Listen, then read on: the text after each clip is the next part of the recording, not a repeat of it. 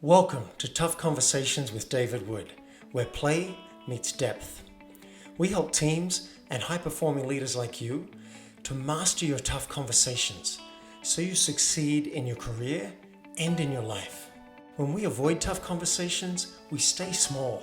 Teams stay disengaged, conflicted, and ultimately end up quitting. When we lean in and master our tough conversations, they become the defining moments that literally shape our careers, our relationships, and our lives. So let's dive in and master your next tough conversation so you can be the leader that you would follow. Let's play. I'm doing great. I don't see the recording thing on, are we? It's on. Oh, it's All on. right. It's on. We're on. I'm always recording up here. I know you are. Yeah. So welcome, Martin Rutte. I'm excited. This is the first official podcast interview for Play for Real. How are you doing today? How am I doing today? I'm excited to be interviewed by you. You know, you're an old dear friend. I think a coach's coach in one sense, and I have no idea where this is going to go, and I'm delighted to find out. You don't have the questions. I don't have the questions. I have some of the questions, and some of them I don't have. Good. Yeah. It's the ones you don't have that I'm interested in. All right, great. We'll do lots of those. So the topic is play for real. How are you playing for real? We'll have a focus on truth, daring, and caring. But first, I might put you on the spot a little bit with what are some of the things, we'll just say 2 minutes, of what you've done both professionally and personally that you're proud of? Whew. I mean, what I'm proud of is following my spirit, following my soul. And then I moved into consulting. Some of my clients, Mary and Merrill Dow, Consumer Pharmaceuticals, Virgin Records, Sony Pictures. I spoke 4 times at the Harvard Business School on vision. I did a co-author of the New York Times business bestseller, Chicken Soup for the Soul at Work. I've just published a new book, Project Heaven on Earth, which hopefully we'll talk about. Happily married we just celebrated 46 years. Amazing. And it gets deep. It gets deeper. I have a lovely story. I'm very proud of my marriage. We were having breakfast several months ago, and Maida, my wife, looked at me and said, I really love you. And David, I blushed. I actually blushed. Both of us just burst out laughing. I just told that story yesterday. Your story. Someone was saying, I don't have any role models of people who are happy after the first year of marriage. I said, I got one. And I told that story. Yeah. So I know that you're very highly regarded. You and I are both members of the Transformational Leadership Council. I highly regard you, and you're a good friend to me. So I'm excited to delve into this topic. My point of view is that the game of life is the ultimate game. And not everyone believes that we're playing a game. I do. I think we're playing a game. And what we're exploring in this podcast is how do we play the best game possible? So I'm curious, in what way currently do you feel like you're playing for real in the games of life and work? Before I answer that question, I want to do 2 prefaces. One is the notion of game. An old teacher of mine years ago, Werner Erhard, he was giving a lecture on game. And he asked the question, what is the essence of a game? And I don't know. His line was, where what is not is more important than what is. Isn't that brilliant? Yeah. And I never forgot that, because it's like, what's next? What do I want next? And being, enjoying this and also looking at what's next. The other point I want to make is a professor, I think Boston College, Peter Kreeft, wrote a book about heaven. And in it, he said, how do you know that heaven exists here in the world?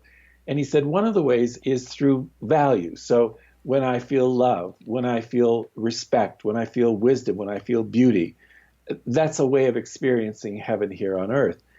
But then he added something, David, which blew me away. He said the word play.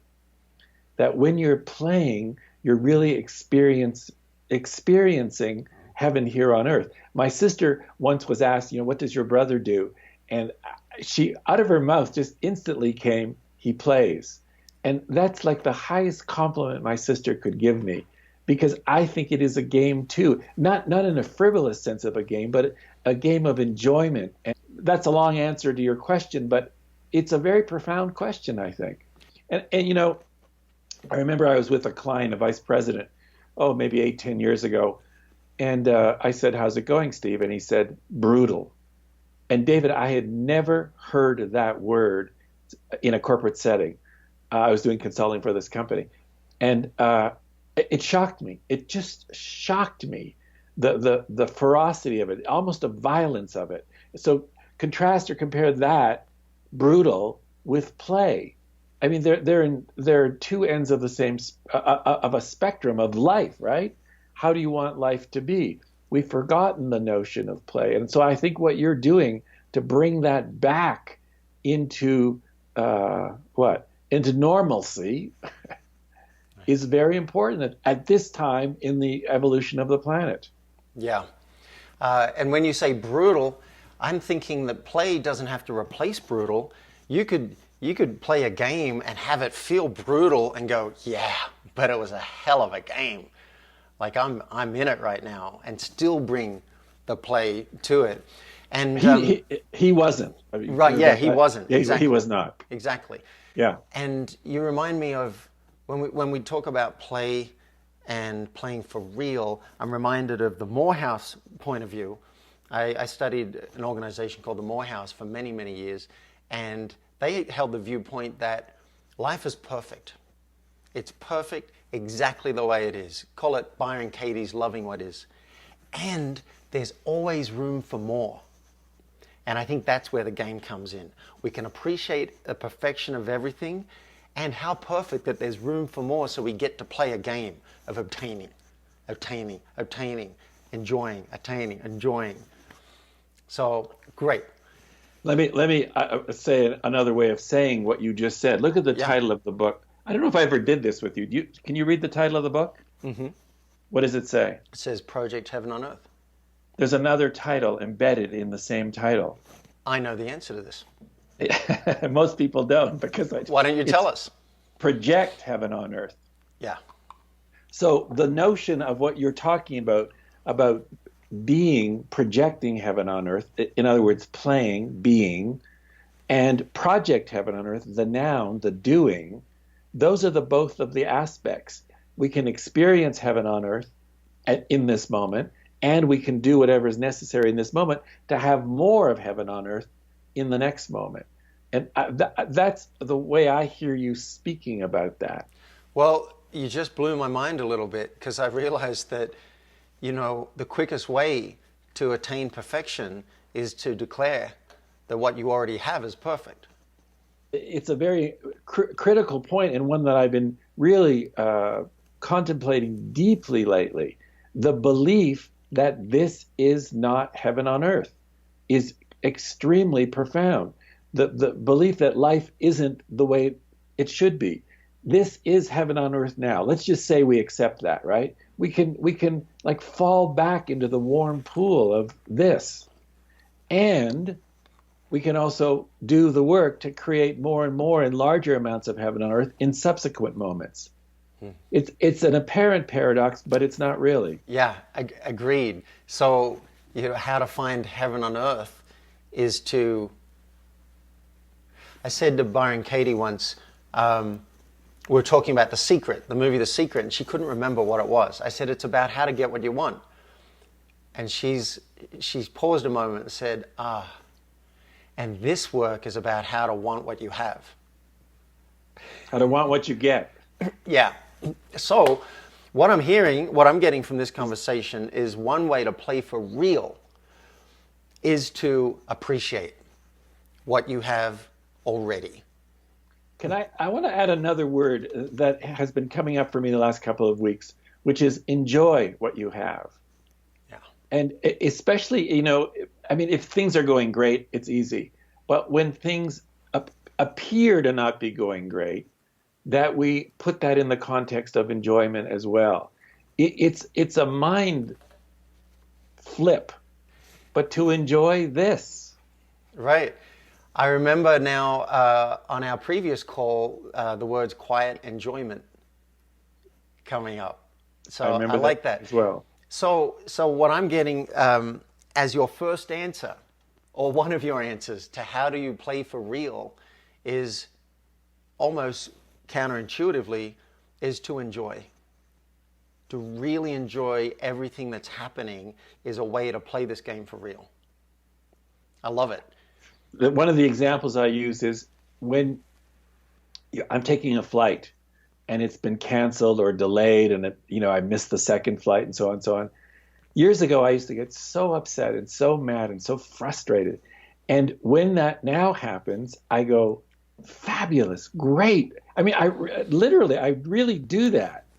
Let me enjoy this moment. What's this designed for? Who should I meet now? Why did the plan that I have not go that way, but goes this way? Who's here? Who am I to enjoy? And it's a simple flip in the perception of the judgment of this is not okay.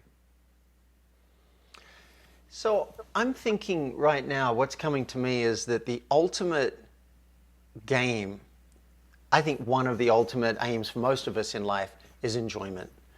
We want to enjoy life and we want to feel good generally.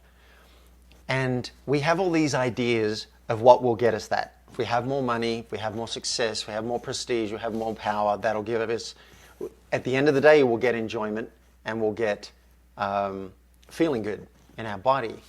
But if you enjoy the flight being delayed or canceled, then haven't you just skipped the middleman? You just skipped 20 years of striving. Like, you thought you had to get to a business meeting, let's say in Toronto, to get all the good stuff so that you'll survive and thrive and feel good. But you just, within seconds, created that feeling that I think we're all striving for.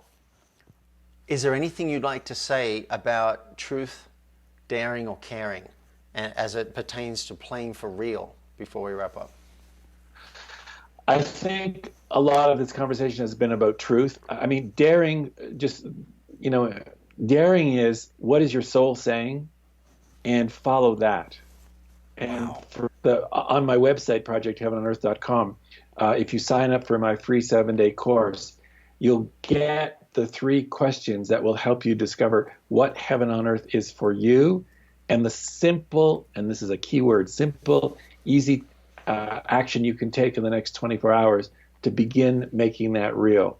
The other thing, of course, is a plug for the book, Project Heaven on Earth, available on, I'll push that up a little longer, Project Heaven on Earth, available on Amazon globally. Thank you, Martin. Thank you, David. Thank you for your work in the world. You know what? I think your work is your contribution to heaven on earth. Thanks, mate. You've been listening to Tough Conversations with David Wood. Now it's action time. Mastering your tough conversations will have a major impact on your team, your company, and you as a high-performing executive or entrepreneur. If you're ready, request a discovery session with me at playforreal.life so we can transform your team, your company, and you. And if you've enjoyed this episode, I would love you to help me spread this message of tough conversations in a very simple way. Just leave a public review at playforreal.life/podcast. And you may hear me read it out loud and thank you live on a future podcast. Now, let's play.